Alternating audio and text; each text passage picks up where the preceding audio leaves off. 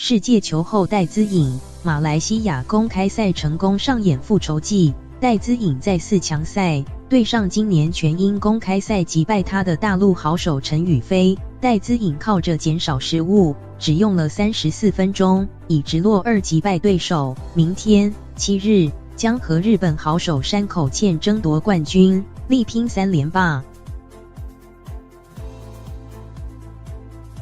又和大陆羽球好手陈雨菲在大马羽球公开赛女子单打4强赛对上，戴资颖一开赛就抢先得分。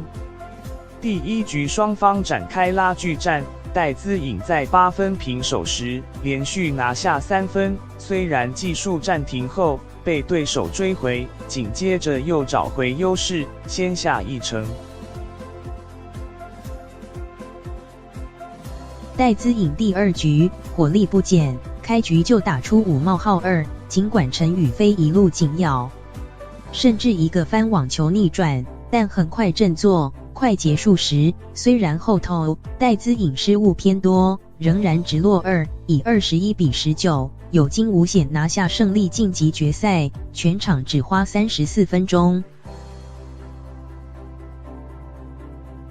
其实戴资颖上个月无缘在全英公开赛女单3连霸，就是栽在陈雨菲手上，这回成功雪耻，两人生涯对战12胜1败，也代表着可以稳坐第122周球后。